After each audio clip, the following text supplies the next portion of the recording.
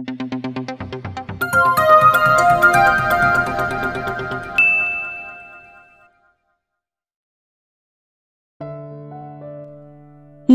POV. Pagdating ko, agad akong dumiretso sa floor na opisina ni Rocco.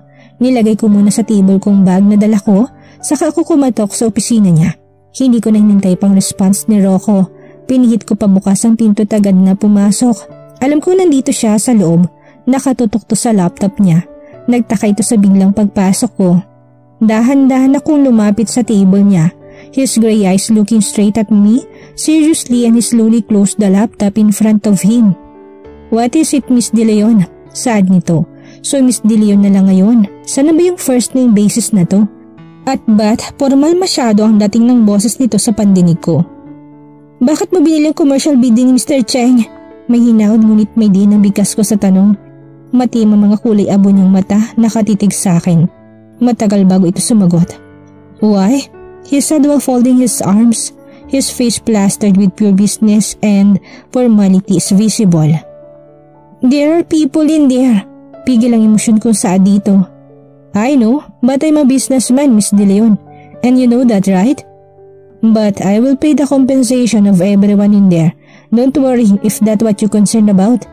A vivid words and expression on his face. He clearly acted vigorously while saying it. Pero hindi mo naintindihan. May hirapan sila. But he cut me off. No, they're going to leave the building. I've already paid the owner. Now that building is mine. Unti-unting nabuo ang galit na nararamdaman ko ngayon sa sinabi nito. Talagang walang hiya ito pagdating sa negosyo. Tama lang na binasagan itong ruthless. No, hindi mo pwedeng gawin ito, Mr. Guadicelli. Sigaw ko. Mr. Cheng and I are already talk about it. We already closed the deal. Talagang ang pagiging businessman lang ang lahat ng pinapairal nito. Walang pakialam kung may mga taong mawawalan man ng kabuhayan. Marami pong malilit na negosyanteng mawawalan ng kabuhayan. Pagmamakaawa ko. Pero deep inside gusto ko na talagang sapakin tong walang puso kong boss. You can buy somewhere else, please. Marami pa mas I don't want to repeat myself, Miss De Leon. As what I've said, I already closed the deal with Mr. Cheng. Puto ni Rocco sa sinabi ko. Itong inchik na si Mr. Cheng talaga, hindi man lang din inisip yung mga nakarenta sa commercial bidding niya. Pinakitaan lang ng pera, pumayag ka agad. Nagbaba ko ng tingin dahil naramdaman ko may namumuong luha sa mga mata ko. Ramdam kong pagsuko, naawa ko sa tita Belinda ko dahil isa ito sa mawawala ng kabuhayan. Hindi ko man na sila may paglaban. Wala ka talagang kaluluwa, Mr. Guadicelli. But I can change my mind only if you accept my proposal. He looked seriously straight to my face. What proposal? I stammered and shocked. Bigla akong kinabahan because I saw a hint in his face that is up to something bad. He really is a ruthless. I saw that he pulled out a paper in the drawer of his table along with a pen and motioning me to read it and put my signature on it. Nalaki mga mata ko pagkabasa nito at kung ano ito. Marriage contract? Pero mukhang napalakasatang pagkasabi ko. Cause it's Mirk. No, this can't be. No, I stammered again. Then, I'll call my men to start the demolitions. He said in a serious tone. Why are you doing this? Pero mumisilang ang loko. Naguguluhan ako sa nangyayari at sa kung anong binabalak ng boss ko. Tumayo ito sa kinaupuan niya at naglakad sa harapan ng table at bahagyang umpo dito nakapamulsa ang dalawang kamay nito. Matiim ang mga kulay abong mata nitong nakatitig sa akin. Hawak ko pa rin ang marriage contract nila pag nito kanina lang. Pinasadahan ko ito ng tingin. Nakasulat ditong bukong pangalan pati ang pangalan niya. Pirma na lang naming dalawa ang kulang. Paano nangyari to? I was once asked you that I was going to court you, but you declined. I even admitted that I don't know how to court, and yet I'm willing to do it, but I don't get an answer from you. So, this way is better than courting, he said and smirked. Tumingin ako ng diretso sa kanya. Na-touch siguro ang ego nito. Ngayon na siguro nangyari may tumanggi ditong babae. Why there's a need to get us married? Hindi ko napigilang tanong sa kanya habang hawak ko pa rin ang marriage contract. Bahagya itong yuko at makahulugang ngumiti at nagangat ng tingin habang ganun pa rin ang posisyon nito kanina at biglang naging seryosong ekspresyon ng mukha nito pagkaangat. That's will save the people's welfare in that building I bought. You don't want me to ditch them. And I know your aunt is also in there. Umayos ito ng tayo't dahan-dahang lumapit sa akin. Teka, paano nito nalaman na nandun ng tita ko? At kung magsalita ito ngayon parang baliwala lang sa kanya, samantalang ako parang nakalunok na isang buong earth. Think about my offer, or shall I say, my proposal. First before you reject it, babe, he said with a serious face. Babe, mumukha mo. Hindi ko na napigilan ang galit sa emosyon ko. Ba't kailangang ipitin ako nito sa pagitan ng mga taong nagtitinda doon sa building na binili niya at sa pagpapakasal dito? Hindi ko maintindihan. No, hindi ko kailangan magpakasal sa'yo. Yung mga taong nagtitinda doon, sanay na sila sa hirap kaya kung papaalisin mo man sila, kahit may hirapan, makakabangon din sila. Makakahanap din sila ng ibang pwesto. At sabay hampas ng marriage contract sa dibdib niya. Oh ayan, sa'yo na yung building mo. Isaksak mo sa bago mo, Guadicelli. I saw him dumbfounded with my words at tuluyan na ako lumabas na opisina ni Rocco. Pagkabukas ko pa lang sa pinto, bumungad sa akin ang mata ng mga empleyado. May nagtataka at nagtatanong na mga mata nakatingin sa akin at nakuha pa ng mga itong magmarites sa oras ng trabaho. Pero patuloy lang ako naglakad palabas.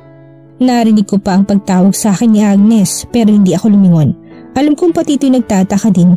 Agad akong pumara ng taxi. Pagdating ko sa bahay namin, nandito na palang tita Belinda ko. Abala ito sa pagkarga ng pinagpatong-patong ng mga karton kung saan nakasilid ang mga iba't ibang dry goods na paninda nito. Tita, tulungan ko na po kayo dyan. Nahinto ito't napatingin sa akin. Nagtataka marahil ito kung ba't nandito ako ngayon. Saan ka nagpunta kanina? Wala ka bang trabaho? Tanong nito sa akin. Hindi ako sumagot kasi hindi ko rin alam kung may babalikan pa ba akong trabaho. Napabuntong hininga ko sa tanong niya.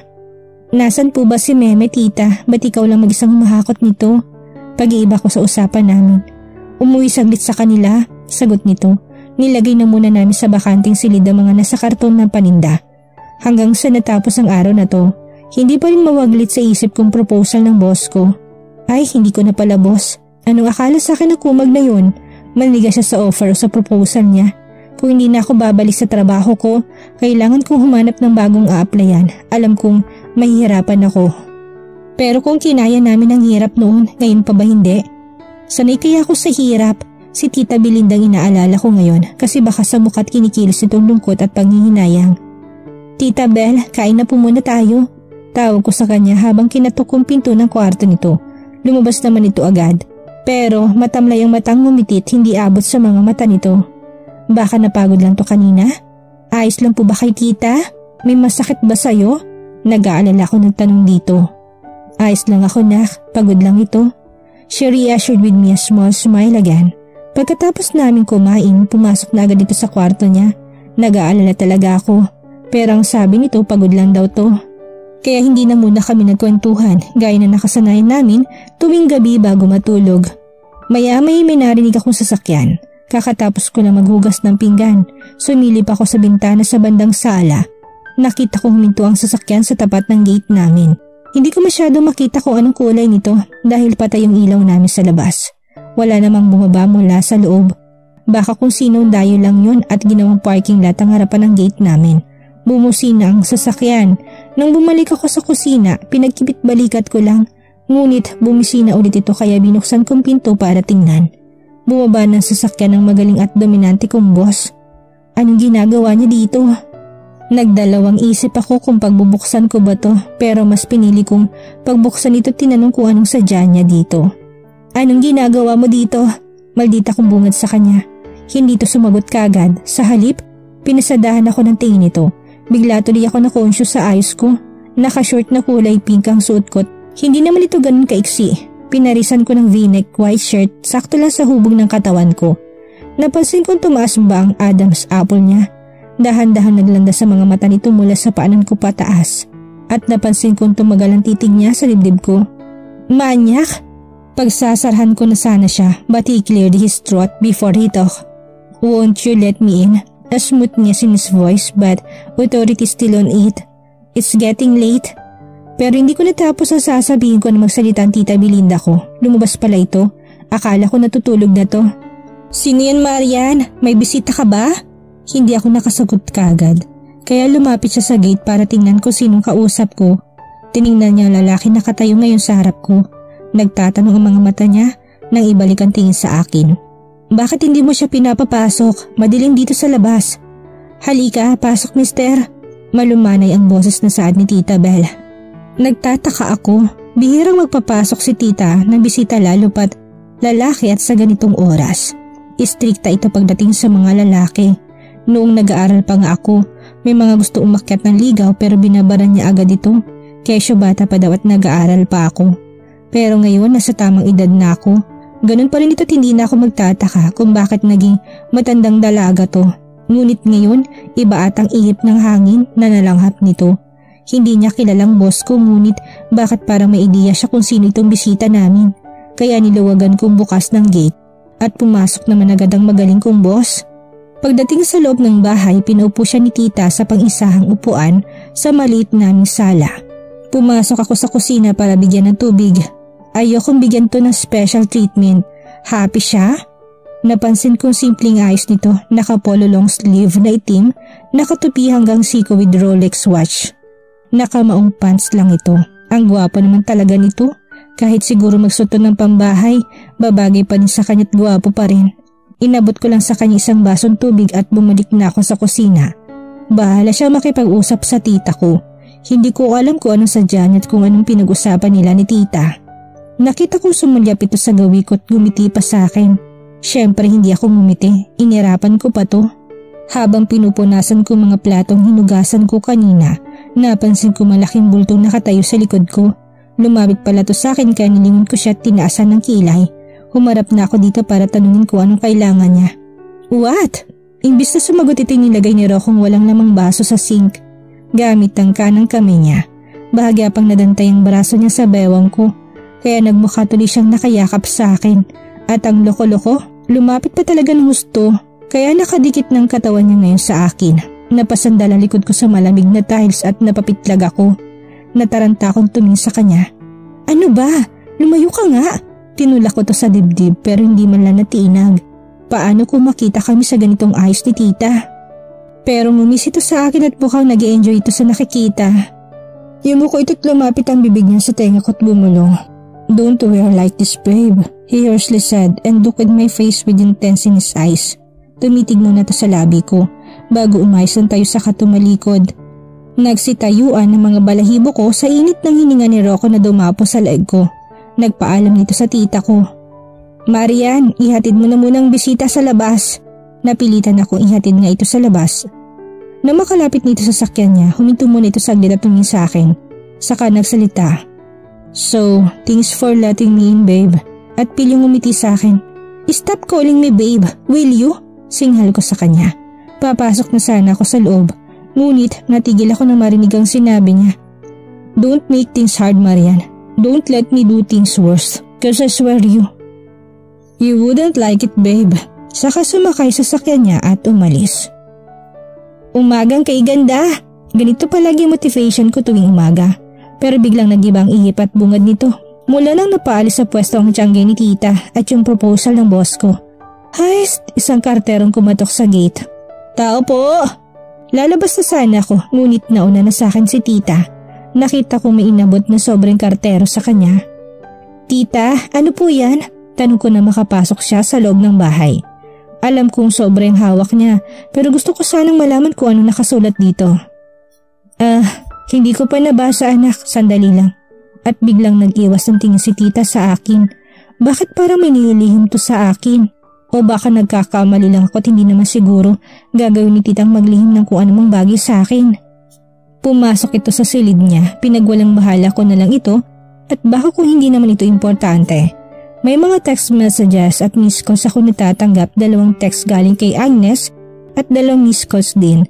May missed call din galing kay Alwin at Dexter. Pero hindi ko muna binigyan ng pansin ng mga ito. Alam kong magtatanong lamang ang mga ito tungkol sa kung anong nangyari sa loob ng opisina noong nakalipas na araw. Lalo na itong si Agnes. Lumbas muna ako sandali ng bahay para mag-grocery. Nagpaalam ako saglit kay tita. Pagbalik ko, nilagay ko muna sa ref ang mga pinamili kong gulay. Nakapagluto na ako ng pananghalian, kaya kinatok ko si tita sa loob ng silid niya para kumain. Tita, kain na po tayo. Ngunit hindi ito sumagot, kaya pumasok na lang ako. Nakita ko may 2 sobre nakalagay sa maliit na mesa katabi ng kama niya. Pero nawalang atensyon ko doon nang lapitan ko siya. Nakahiga lamang ito't nakapikit ang mga mata. Para may iniindang sakit. Bumuhos agad ang pag-aalala sa akin. Tita Belle, okay ka lang po ba? May masakit po ba sa'yo, tita? Rinig sa boses kong pag-aalala. Bahagyang bumuka ang mga mata nito para tingnan ako. Kanina ko pa po kayo napansin na matamlay. Hindi magandang pakiramdam ko, anak, pero okay lang ako. Huwag ka mag-alala. Bumangon ito kay inalalayan ko. Akmang tatayo ito nang bigla na lang itong nahilo. Butit nakahawak ako sa braso nito at naagapan kong pagbagsak ng ulo niya sa sahig. Nataranta ako. Agad akong humingi ng tulong. Buti at may mga kapitbahay naman kami na nagmalasakit at dinala namin sa ospital ang tita ko. Tita, bakit hindi mo sinabi sa akin agad na may masakit na pala sa'yo? Sabi ko habang hawak ang kamay nito. Nakapikit lamang ang mga mata niya. Ayon sa doktor, na tumingin dito stress daw ito masyado kaya tumaas ang presyon nito. At maliban pa doon, hindi magandang kondisyon ng kidney nito. Kailangan ito mag-undergo ng dialysis. Marian, ano nangyari? Kamusta daw si Tita Belinda mo? Agad na dumating si Agnes. Dahil tinawagan ko to, hindi ko na napigilan ng maiyak kaya niyakap ko to. Gagaling din si Tita Belinda mo. Alam ko dahil palaban yan. Pagpapalakas ng loob na sabi sa akin ni Agnes habang hinihimas ang likod ko. Oo, tama ka Agnes. Sabi ko naman, alam kong palaban at matapang ang Tita Belinda ko. Pero nagkakaedad na rin ito. Marian, alam kong hindi itong tamang oras para magtanong. Ano bang nangyari noong nakaraang araw sa loob ng opisina ni Sir Rocco? Napagalitan ka ba? Sinisante ka ba? Bakit hindi ka na pumapasok sa trabaho? Pagkatapos ng araw na yun, nag-aalala tuloy ako sa iyo. Hindi mo man lang sinasagot ang mga text at tawag ko. Sunod-sunod na tanong ni Agnes sa akin. Maririnig sa boses niya ang pag-aalala. Kaya kanuwento ko na sa kanyang lahat-lahat. Baka sa mukha nitong pagkasurpresa and at the same time, kinikilig. Ang kanina nag-aalang mga mata nito ay napalitan ng iting panunukso. Sinaway ko naman ito't baka magising si tita. Pero alam mo Marian, bakit hindi mo pag-isipang mabuting alok niya? Pagkaray sabi nito sa seryosong tono. Bakit ko naman tatanggapin yun?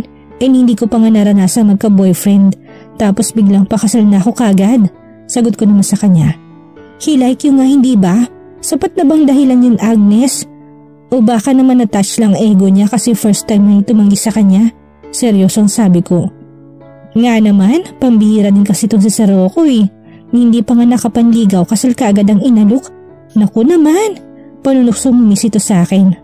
Ang ganda mo kasi Marian, kaya yan babakuran ka kaagad. Dugtong niya pa talaga at animoy, kilig na kilig pero hindi yan ang inaalala ko. Kailangan kong humanap ng paraan para mapadialysis ko si tita. May kunting ipon ako at gagamitin ko yun para sa dialysis niya. Nagbigay din naman ng tulong si Agnes. Hindi ko pa sana ito tatanggapin kasi alam kong breadwinner to sa pamilya niya. Pero gusto niyang tumulong kaya tinanggap ko na lang. Umuwi muna ako saglit sa bahay para kumuha ng mga damit ni tita. Pinabantayan ko muna ito kay Meme. Habang sinisilid ko sa bag ang mga damit ni tita, nahagip na mata ko yung nakabukas na sobre. Kaya kinuha ko ito't binasa. Notice galing sa bangko? Binuksan ko pang isang sobre at binasa. Notice ulit galing sa bangko. Nakasaad dito na ang bahay namin ang kukunin kung hindi kami makakabayad agad pagdating ng 1 buwan.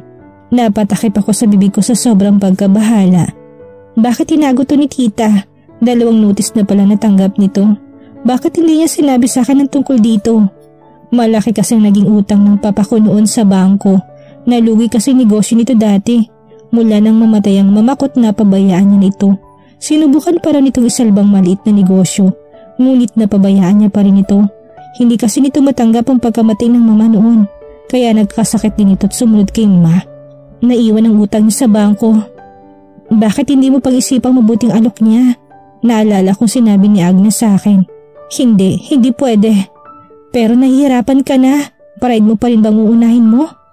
Paano na to? Ano bang dapat kong gawin? Hindi ko napigilan ng maiyak. Hindi ako nakaramdam ng gutom sa labis-labis na pag-aalala para sa tita ko.